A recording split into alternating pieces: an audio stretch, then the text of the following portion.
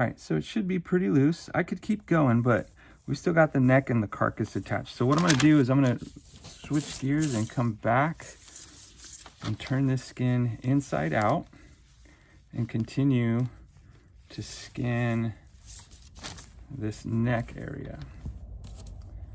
Right.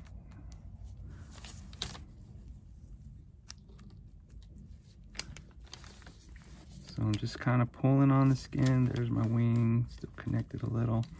Pulling on that skin, cutting that connective tissue. There's the neck, esophagus, and you see how that's just pulling back nice and easy.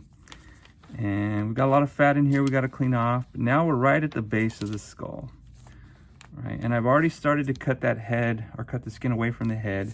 So what I'm going to do now is I'm just going to cut through this neck, because we can't pull the body through the opening of the head. But if we cut it here, we can pull the beak and the skull out the front end and separate it from the skin. So I'm just, again, finding a joint in the vertebrae. This is definitely gonna dull my knife, so we could get a nice pair of cutters. Here's a hefty pair of scissors. This should do the trick. There we go. All right, so I've got my carcass. My neck is turned inside out, but remember we started to skin it away here. So now we just have a little bit of the neck material, the skin, and we can start to peel this back. And I can just kind of use my thumb to remove or break some of that connective tissue. May need to use my knife to continue to cut some of it away, being careful not to cut through the actual skin. Can also take my probe and just reach up here and begin to remove or break this connective tissue. I want to be careful around the eyes.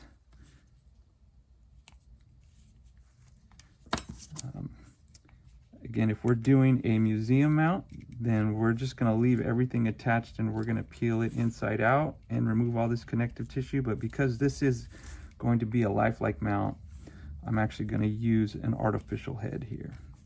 And just like in the squirrel, there's a membrane around the eye that we want to cut through. So there's the eye. We want to keep those eyelids intact because we're going to, try to use them, or not try to use them, but position them on the artificial head so that the bird looks alive. Again, continuing to just tug and cut this connective tissue. Birds do have ears, a little different than the mammal ears. They're just covered up by feathers, so it's actually less work for us in that respect. There's the skull. I'm just cutting away. There's the actual ear for the bird right there. You can see there's just a hole in the skin. It's covered up by the feathers. That's the ear hole on the inside. There's a lot of muscle in there. If we were going to use the actual skull, we would have to clean all of this tissue off, because that's what would rot on us. And so we'd need to make sure that we'd get that all off before we can put this bird back together. And I think we are just about done. You can see how, that you got to be careful. You don't want to just try to yank it off, because that connective tissue is pretty strong in some places. And in this case, it's not wanting to let go entirely just yet. And there we go. All right, so now we've got the head, the skull, with a little bit of the neck attached. Again, if we were going to peel this back and use the actual skull, we would have to remove the eyes, we'd have to remove all of this musculature, cut the remnants of the vertebral column away from the skull, clean out the brains, and then clean out the soft tissue like the tongue. An interesting shaped tongue on these shovelers. We would leave this tissue. We wouldn't have to remove this, but this would fade in color, just like the legs are going to fade in color. And so we've got some painting to do with this bird. And so now at this point, We've got our duck skin. We've got to turn these legs inside out. We're going to turn them inside out to about this joint right here. Some taxidermists like to just go ahead and actually cut the skin right here where the feathery portion meets the leathery portion. Take them out, paint them, inject them with bird injection fluid, which gives it a plump, full look, and then put the bird back together that way. You'll run some wires through these feet and we can feed them back in. That's one way to do it. I like to leave them in. I've done it both ways, but in this case, we're going to leave it in. So we still have to turn this skin inside out. So here's the thigh. There's some connective tissue here. So we're going to just use our knife, kind of gently tug, and see, it tore just a little bit. So we're going to stop right there. That's about where we wanted it anyways. And we're going to remove this tissue. So cut all of this away. I'm going to grab some scissors here because scissors are nice to have.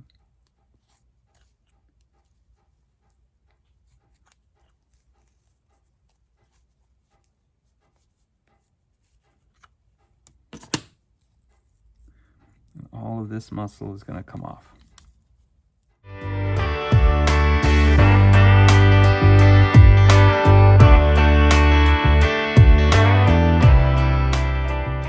Because this bone is broken, there's not a whole lot of point in saving it. We're going to rebuild it with some wire and cotton anyways. So I'm just going to cut that out of the way.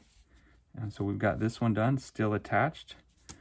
Now we've got to turn these wings inside out, right? So we still got a lot of muscle here. We still got a lot of fat to remove. But inside this muscle right here, or I'm sorry, inside the wing right here is some muscle. And so anatomically, this is the elbow, this is the forearm, here's the wrist, right? So this part of the wing is like this part of our arm. And so there's some muscle in here, and we've got to get this turned inside out or cleaned out. So we could come in here and make an incision and clean it out that way. That's not the way I prefer to do it. It can be done that way. I'm going to show you how to turn a wing inside out, right? So here is where the shoulder joint would be. I'm going to just cut this connective tissue right here. Try not to block it from the camera. And we're going to pull this skin or peel the skin back around the wing. Now, these are our flight feathers here, right? And these feathers are connected to the bone here. So we're going to have to turn the skin around this elbow. And once we get to this elbow point, we're going to have to break that connection.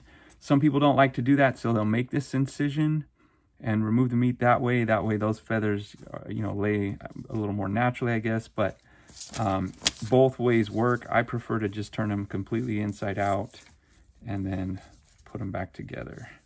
So I'm going to take this. You can see that connective tissue there. You do have to be careful because this is an easy spot to put a hole in that skin. Again, if you do, don't freak out. You just got to be a little extra cautious because as you pull on it, you can increase the size of that hole. All right, so we've got some connective tissue. I'm just going to keep cutting. There's some folds in this skin that you got to be aware of.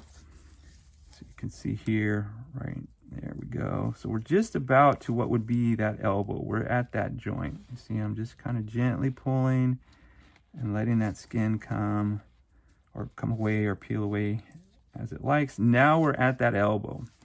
And so we've got some connective tissue here. We're going to cut this. We want to salvage this bone. We want to leave this attached because this is going to be a flying mount. So that's going to help us when we do our final positioning. But once we get around that elbow, I'm going to take my thumb, right, and I'm going to run the edge of my thumbnail along that bone, breaking that connection. So let's see if we can hear it. You can kind of hear it there. And all I'm doing is separating those flight feathers from the bone. Right? And so now we've got to get all of this muscle out. So we're just going to take our scalpel, cut these tendons, remove this muscle here. Again, we want to leave this bone connected. We're going to use these bones when we put the mount back together. Got that, and I'm just going to do a rough cleaning, and we'll come back and we'll do the detail work in another video.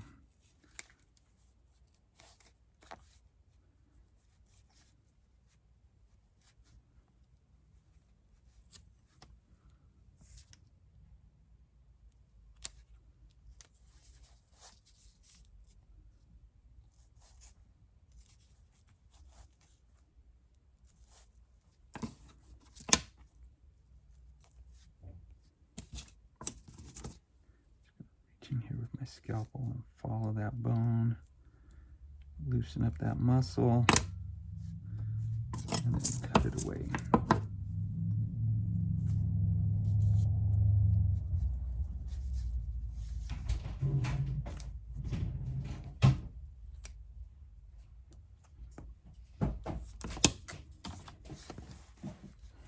All right, so we still have some cleaning work to do here, but for this part, we're good. We'll come back and we'll deal with that. I'm gonna pull that wing right side out. All right. So now we've gotten rid of the muscle that's here, so we don't have to worry about that rotting. And yeah, these feathers are looking a little messed up, but we're gonna have to bathe this bird anyways, and when we blow dry it, they'll come back to life.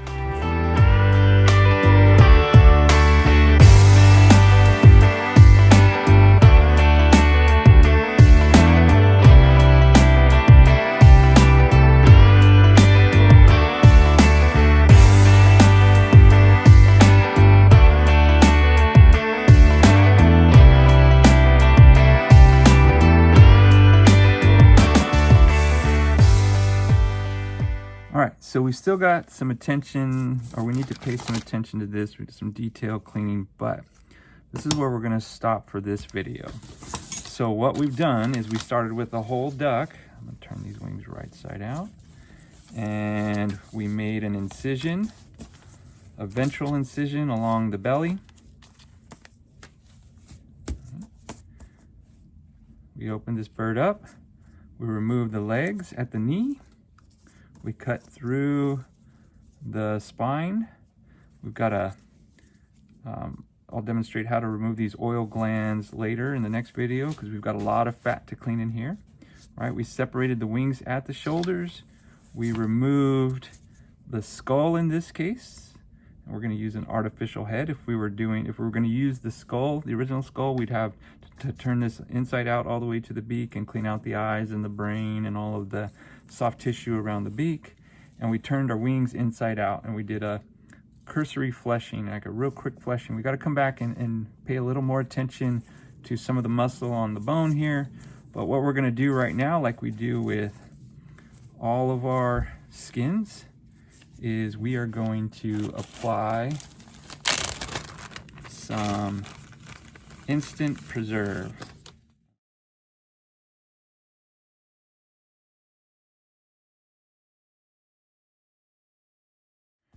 All right, I'm gonna stuff a wet paper towel in here, wrap it up in plastic, put it in the freezer, and call it good until next time.